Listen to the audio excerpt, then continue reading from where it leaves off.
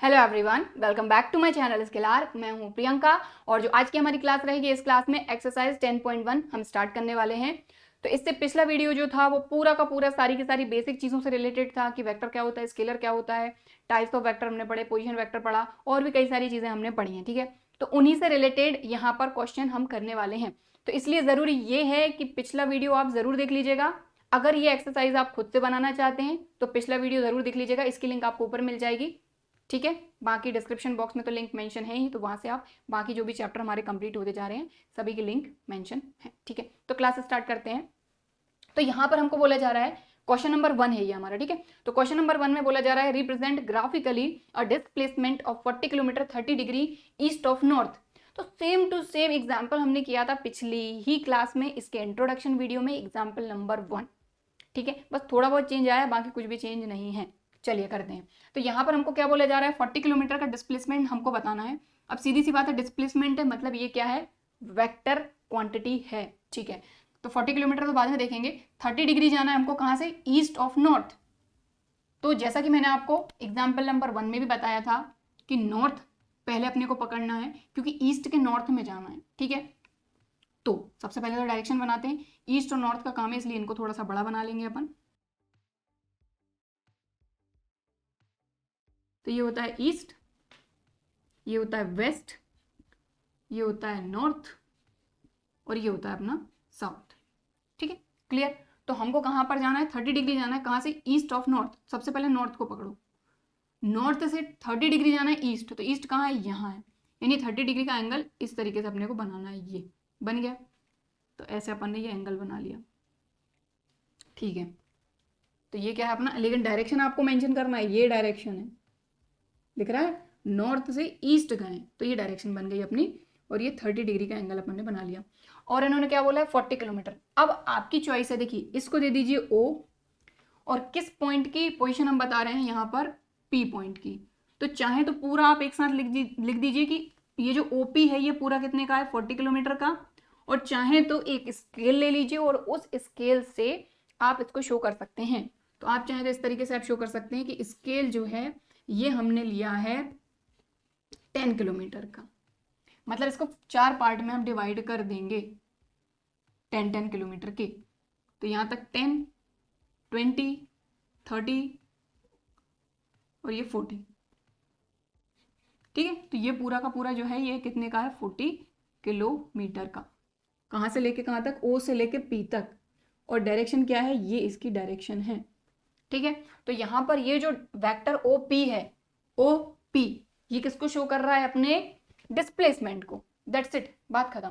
तो direction show जरूर करना है और वर्ड्स का ध्यान रखना है। 30 डिग्री ईस्ट ऑफ नॉर्थ, तो नॉर्थ पे गए, नॉर्थ से 30 डिग्री ईस्ट गए, एंगल बना, और उस पर हमने 40 किलोमीटर देखना है। कहाँ से, ओरिजिन से, क्योंकि हमने पोजिशन वेक्टर इसलिए तो समझा था, स्टार्ट हमेशा कहाँ से करना है, जीरो से, ओरिजिन से।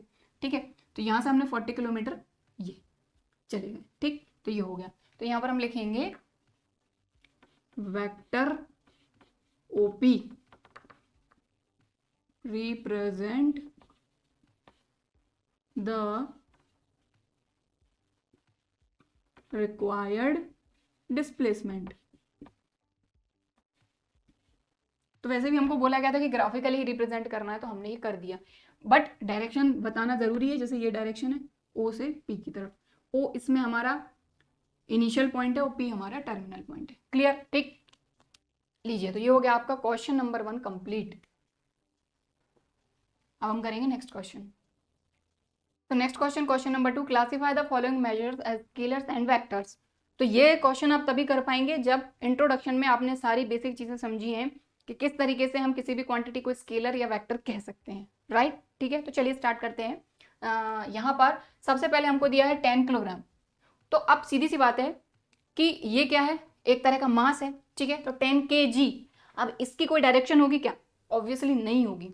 तो यहां पर ये सिर्फ और सिर्फ है मैग्नीट्यूड ओनली। ये क्या है, मैग्नीट्यूड ओनली है। ठीक है, इसीलिए ये क्या हो जाएगा अपना स्केलर। तो हालांकि अपने को ये सारी चीजें नहीं बतानी, अपने को तो सिर्फ बताना है कि क्या स्केलर है क्या वेक्टर है। अब यहां पर देखें 2 मीटर नॉर्थ वेस्ट, तो 2 मीटर जाना है नॉर्थ वेस्ट में, मतलब यहां पर मैग्नीट्यूड भी है 2 मीटर और डायरेक्शन भी है नॉर्थ वेस्ट, मतलब ये क्या हो गया, वेक्टर। ठीक है, इस तरीके से आपको देखना है, क्योंकि यहां पर क्या है, मैग्नीट्यूड भी है प्लस डायरेक्शन भी है, तो ये हो गया आपका वेक्टर। ठीक, स्केलर और ये वेक्टर। ठीक, थर्ड है 40 डिग्री। तो भाई 40 डिग्री क्या हो सकता है, एक एंगल ही हो सकता है, यानी ये एंगल की मेजर है, मतलब मेजर ऑफ एंगल है, यानी इससे अपन एंगल को मेजर करते हैं। तो यानी ये भी सिर्फ और सिर्फ मैग्नीट्यूड है, यानी कि ये भी हो जाएगा स्केलर, क्योंकि इसमें मैग्नीट्यूड ओनली है।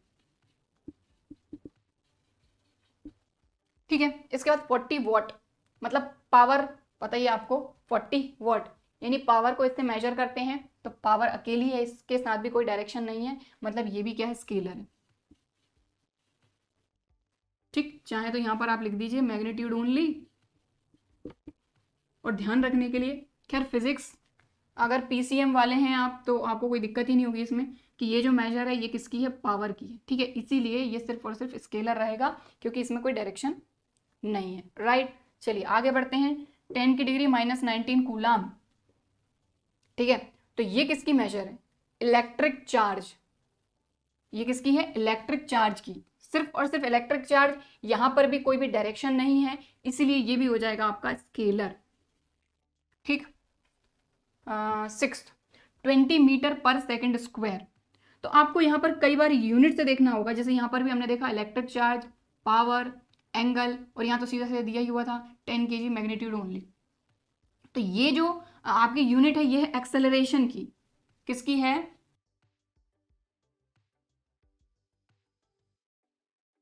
ठीक है, किसकी, एक्सेलरेशन की। और पिछली ही क्लास में हमने ये देखा था कि जो एक्सेलरेशन होता है वो वेक्टर होता है, यानी डायरेक्ट आंसर वेक्टर है इसका। लेकिन वेक्टर क्यों है, हमने ये भी समझा था कि जो एक्सेलरेशन होता है वो होता है rate of change of velocity, और वेलोसिटी खुद क्या होता है, एक वेक्टर। ठीक है, इसलिए ये भी क्या हो जाएगा, वेक्टर। ठीक है, तो ये एक्सेलरेशन है, यूनिट ऑफ एक्सेलरेशन है, इसलिए ये हो जाएगा अपना वेक्टर।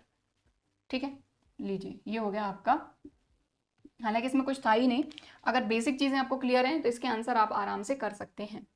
क्वेश्चन नंबर 3 भी अपन यही कर लेते हैं, क्योंकि उसमें भी यही बताना है कि क्या वेक्टर है क्या स्केलर है। तो यहाँ पर अपन कर रहे हैं क्वेश्चन नंबर 3। क्वेश्चन नंबर 3 में क्या बोला जा रहा है, classify the following as scalar and vector quantities. तो अभी इस क्वेश्चन में हमको मेजर्स दिए हुए थे अलग अलग, 10 kg किसका मेजर है, 40 डिग्री जैसे कि ये क्या है, किसका मेजर था, एंगल का मेजर था, ये पावर का मेजर था, ये इलेक्ट्रिक चार्ज का मेजर था, और ये एक्सेलरेशन का मेजर था। और इस मेजर के हिसाब से हमने देखा कि क्या स्केलर है क्या वेक्टर है। अब आगे वाले जो क्वेश्चन है उसमें हमको दिया है कि हमको क्वांटिटीज दी हैं, और इन क्वांटिटीज को हमको देख के बताना है कि कौन सी क्वांटिटी जो है ये स्केलर है या वेक्टर है। तो चलिए करते हैं।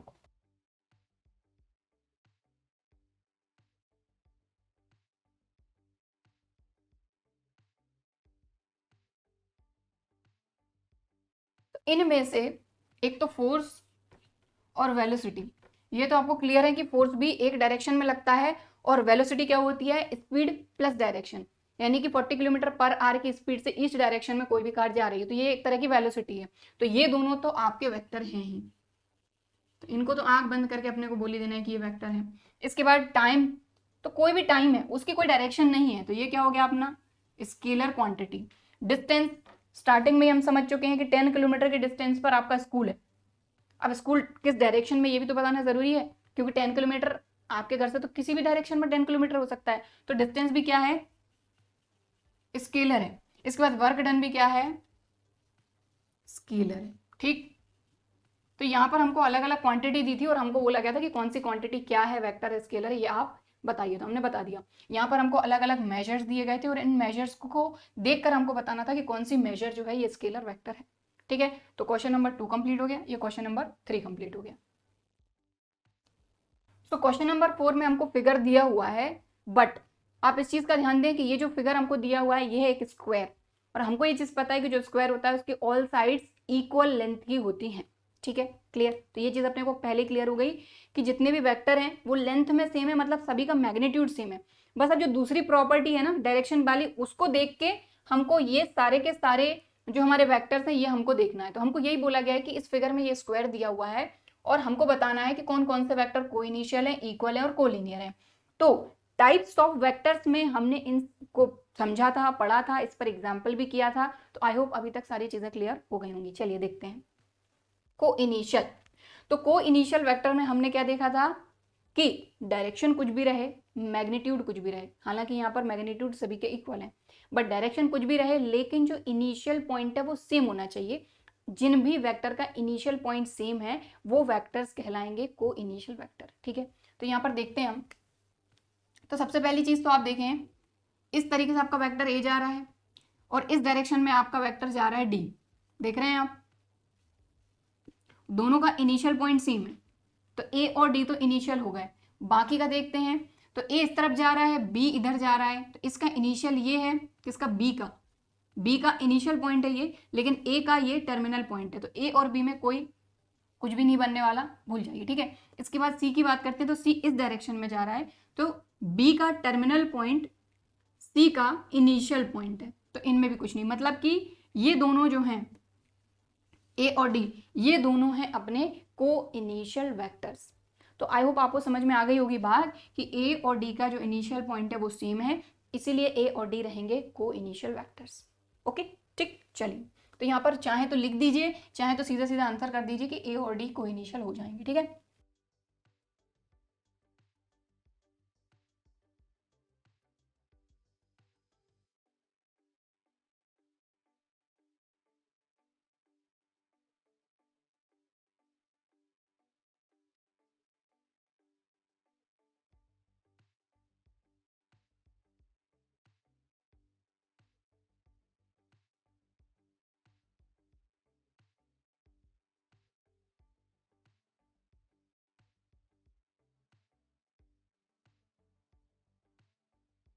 समझ में आ गई बात। तो ए और डी के सेम इनिशियल पॉइंट होने के कारण ये दोनों हो गई को इनिशियल वेक्टर्स। ठीक, अब आते हैं इक्वल वेक्टर पे। तो इक्वल वेक्टर के लिए जरूरी ये होता है कि मैग्नीट्यूड के साथ साथ डायरेक्शन भी सेम होनी चाहिए। तो मैग्नीट्यूड तो सभी के सेम है, सिर्फ हमको डायरेक्शन पे ध्यान देना है यहाँ पर। ठीक है, तो देखते हैं। तो यहाँ पर देखिए ए, हालांकि चारों के चारों इक्वल हो सकते हैं, लेकिन सिर्फ और सिर्फ डायरेक्शन का पूरा खेल, क्योंकि मैग्नीट्यूड सभी के सेम है, सिर्फ डायरेक्शन देखना है कि डायरेक्शन किन किन की सेम है।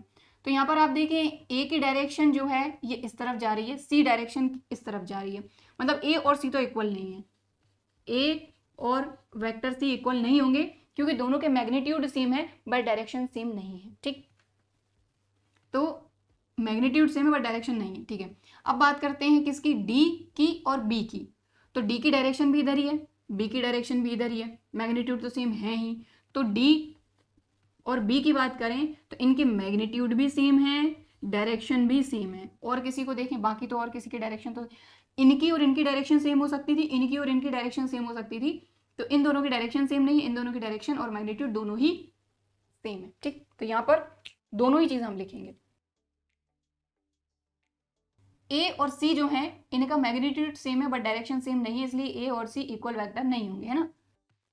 हैव सेम मैग्नीट्यूड, मैग्नीट्यूड का MAG बस लिख रही हूँ, है ना, magnitude but not same direction.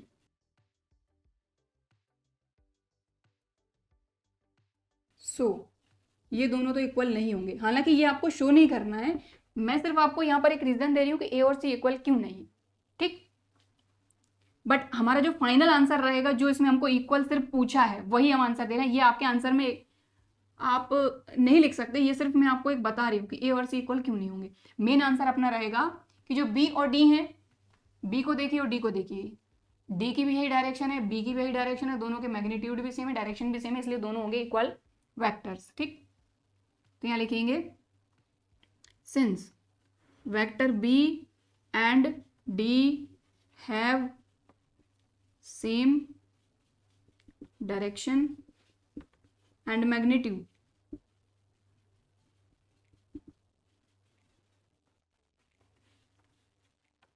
तो vector B and vector D are equal vectors.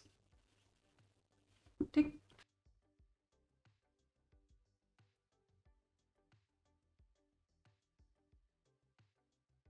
तो आपका आंसर सिर्फ आपको इतना ही करना है कि बी और डी जो हैं इनके पास सेम डायरेक्शन है, सेम मैग्नीट्यूड है, इसीलिए ये दोनों इक्वल वेक्टर्स होंगे। ये क्यों नहीं होंगे इसका रीजन मैंने आपको यहाँ पर दिया ताकि आप बाद में कंफ्यूज ना हो। चलिए थर्ड,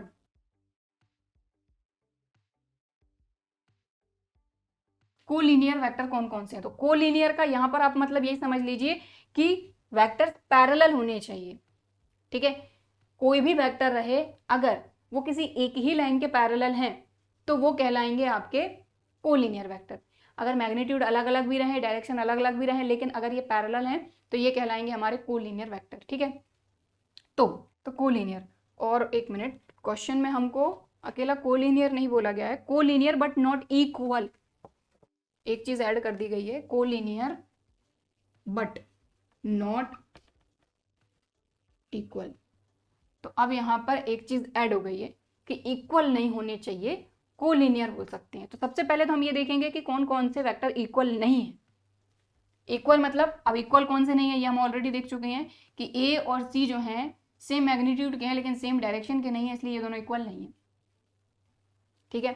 बाकी देखो इक्वल कौन कौन से हो सकते हैं, ये और ये इक्वल हो सकते हैं, या फिर ये और ये इक्वल हो सकते हैं। तो ये दोनों तो इक्वल हैं बट ये दोनों इक्वल नहीं है। तो ए और सी इक्वल नहीं है लेकिन क्या ये पैरेलल है, बिल्कुल है। तो बस यही बात खत्म हो गई कि हमको तो कोलिनियर चाहिए था, तो पैरेलल तो हैं ए और सी लेकिन इक्वल नहीं है क्योंकि इनकी डायरेक्शन सेम नहीं है। तो कोलिनियर में ये कोई फर्क नहीं पड़ता कि डायरेक्शन क्या है, मैग्नीट्यूड क्या है, बस पैरेलल होना चाहिए, ठीक है। तो यहां पर अपन लिखेंगे वेक्टर ए एंड वेक्टर सी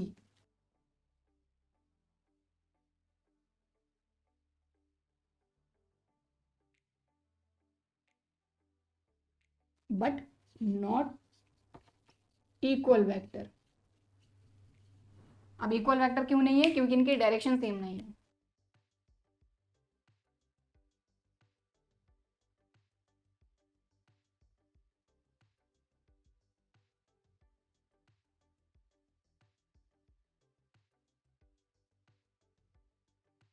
ठीक है, तो हमको यही बोला गया था कि कोलिनियर होना चाहिए यानी पैरेलल होना चाहिए बट इक्वल नहीं होना चाहिए। तो ये हो गया आपका आंसर, ठीक है। तो ए और सी ऐसे वेक्टर हैं जो कोलिनियर हैं लेकिन इक्वल नहीं है। इसके साथ ही हमारा क्वेश्चन नंबर 4 हो गया है कंप्लीट। अब हम देखेंगे next question. So next question है क्वेश्चन नंबर 5, ट्रू फॉल्स बताना है, बता देते हैं। तो यहाँ पर ऑलमोस्ट देखिए आप, इसमें भी कोलिनियर के बारे में, इसमें भी कोलिनियर के बारे में, इसमें भी कोलिनियर के बारे में, इसमें भी कोलिनियर के बारे में, यानी कि जो कोलिनियर वेक्टर है उसका कॉन्सेप्ट आपको क्लियर होना चाहिए। तो कोलिनियर वेक्टर क्या होता है, जिसमें मैग्नीट्यूड सेम होना जरूरी नहीं है, डायरेक्शन सेम होना जरूरी नहीं है, जरूरी ये है मैग्नीट्यूड मतलब लेंथ कम रहे ज़्यादा रहे, कोई भी दो वेक्टर है उनके बीच में लेंथ कम रहे ज़्यादा रहे उससे कोई मतलब नहीं है, डायरेक्शन उनकी कुछ भी रहे उससे भी कोई मतलब नहीं है।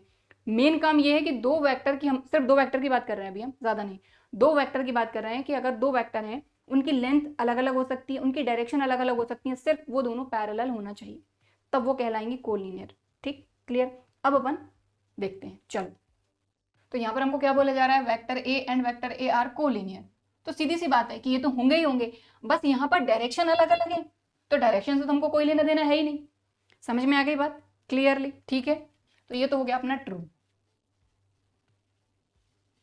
अब बात आती है यहाँ पर सेकंड पर, टू कोलिनियर वेक्टर्स आर। तो दो कोलिनियर वेक्टर की बात हो रही है, तो हमने यहाँ पर एक वेक्टर ले लिया, ठीक है, इसकी लेंथ अपन ने ले ली ए, और एक और अपन ने लेंथ ले ली यहाँ पर, यहाँ से यहाँ तक, इसका ले लिया 2a, इसका डबल। तो लेंथ से तो हमको कोई मतलब नहीं, इसकी डायरेक्शन जो है ये ऐसी जा रही है, इसकी डायरेक्शन ऐसी जा रही है, ठीक है। तो ये दोनों कोलिनियर वेक्टर हैं, क्यों, क्योंकि दोनों पैरेलल हैं, ठीक है। अब बात करते हैं, two collinear vectors are always equal in magnitude. तो भाई ऐसा जरूरी नहीं है, क्यों, क्योंकि यहाँ से आप देख पा रहे हैं ये दोनों कोलिनियर वेक्टर हैं क्योंकि दोनों की डायरेक्शन अलग है, दोनों का मैग्नीट्यूड अलग है, लेकिन दोनों पैरेलल हैं, इसीलिए ये दोनों जो है ये कोलिनियर रहेंगी। बट जरूरी नहीं है हमेशा कि इनका मैग्नीट्यूड सेम रहे। तो two collinear vectors are always equal in magnitude, बिल्कुल नहीं, फॉल्स, ठीक है। थर्ड पे आते हैं, two vectors having same magnitude. दो वेक्टर हैं, दोनों का मैग्नीट्यूड सेम है, एक ये वेक्टर है अपने पास, ठीक है, दोनों वेक्टर कैसे बोले जा रहे हैं, सेम मैग्नीट्यूड के। इसका भी मतलब लेंथ ए है, इसकी भी लेंथ ए है, ठीक है। आर कोलिनियर, ज़रूरी नहीं है कि हमेशा ये पैरेलल होंगे।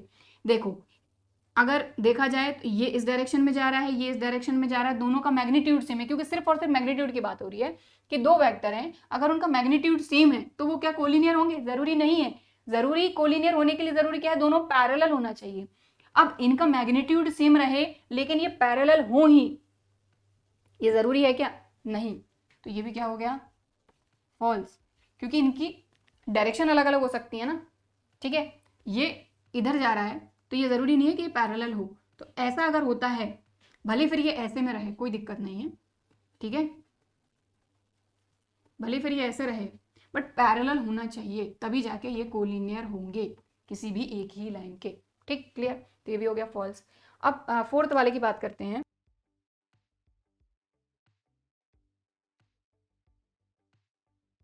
दो कोलिनियर वेक्टर हैं, ठीक है, तो अपने पास ये दोनों कोलिनियर हैं, दोनों पैरेलल हैं, ठीक है ना। तो two collinear vectors having the same magnitude, having the same magnitude, ठीक है। तो भाई मैग्नीट्यूड अपन सेम बना लो, अगर ये कह रहे हैं तो अपन ने ए ले लिया, दोनों का मैग्नीट्यूड सेम है लेकिन डायरेक्शन अपन अलग अलग ले रहे हैं, ठीक है। तो दो कोलिनियर वेक्टर हैं, इनका मैग्नीट्यूड भी सेम है, सिर्फ मैग्नीट्यूड सेम की बात हो रही है, तो अपन ने मैग्नीट्यूड सेम बना लिया, क्या इक्वल होंगे, ये इक्वल तभी होंगे जब इनकी डायरेक्शन भी इक्वल रहे। लेकिन अगर डायरेक्शन इक्वल नहीं रही, लेकिन अगर डायरेक्शन इक्वल नहीं रही तो ये कोलिनियर वेक्टर इक्वल नहीं होंगे। समझ में आ रही है बात। तो इन्होंने ये बोला कि दो कोलिनियर वेक्टर हैं अपने और मैग्नीट्यूड भी सेम है, तो अपन ने दो कोलिनियर वेक्टर ले लिए इस तरीके से, ये ठीक है, दो कोलिनियर वेक्टर हैं, दोनों के अपन ने मैग्नीट्यूड, कोलिनियर मतलब पैरेलल। अब ये पैरेलल इधर भी थोड़ा खसक सकता है, बस पैरेलल होना चाहिए। पैरेलल मतलब अगर लाइन अपन इधर भी बढ़ा लें इधर भी बढ़ा लें, दोनों एक दूसरे को कभी भी इंटरसेक्ट ना करें। पैरेलल लाइंस यही होती हैं कि दो पैरेलल लाइन कभी भी एक दूसरे को इंटरसेक्ट नहीं करती, फिर अब आप कितना भी उनको बढ़ा दो, ठीक है। तो जरूरी नहीं है इधर ही इधर पे भी अपन बना सकते हैं, ठीक है। तो मैग्नीट्यूड सेम है और दोनों आप देख रहे हैं यहाँ पर भी ये पैरेलल है, तो दोनों पैरेलल हैं, दोनों का मैग्नीट्यूड सेम है।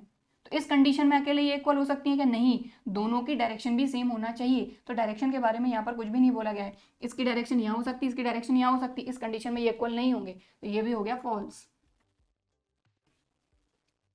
क्लियर, ठीक है, समझ में आ गई बात। तो लीजिए ये हो गया आपका क्वेश्चन नंबर 5 कंप्लीट। इसको नोट करना चाहते हैं तो हालांकि नोट करने लायक तो कुछ भी नहीं है, बस हमको ट्रू फॉल्स बताना था कि this and this are collinear, तो बिल्कुल ये होंगे कोलिनियर। दो कोलिनियर वेक्टर हैं वो हमेशा इक्वल होंगे क्या मैग्नीट्यूड में, जरूरी नहीं है, मैग्नीट्यूड अलग अलग भी हो सकते हैं। तीसरे में बोला गया था कि दो वेक्टर हैं अगर उनका सेम मैग्नीट्यूड है तो वो कोलिनियर होंगे क्या, ऐसा जरूरी नहीं है, दोनों पैरेलल नहीं हुए तो कहाँ से कोलिनियर हो जाएंगे, राइट। इसके बाद इसमें बोला गया था कि दो कोलिनियर वेक्टर हैं और मैग्नीट्यूड भी सेम है, तो क्या वो इक्वल रहेंगे, नहीं, अगर उनके डायरेक्शन अलग हुए तो वो इक्वल नहीं होंगे। क्लियर, ठीक है। तो ये हो गया आपका क्वेश्चन नंबर 5 कंप्लीट। सो इस क्वेश्चन के साथ ही हमारी एक्सरसाइज 10.1 कंप्लीट हो गई है और आई होप कि आपको एक्सरसाइज समझ में आई होगी। एक्सरसाइज तभी समझ में आएगी अगर आपने इंट्रोडक्शन वीडियो देखा है, तभी समझ में आएगी, ठीक है, क्लियर। सो आई होप कि आज की क्लास में हमने ये जो एक्सरसाइज की है ये आपको अच्छी तरीके से समझ में आई होगी, वीडियो भी पसंद आया होगा। वीडियो पसंद आया है तो लाइक ज़रूर करिए और अगर अभी तक चैनल को सब्सक्राइब नहीं किया है तो इसी तरह के और वीडियोज़ के लिए चैनल को सब्सक्राइब ज़रूर करिए। चलिए फिर मिलते हैं अगले वीडियो में, तब तक के लिए बाय एंड थैंक यू।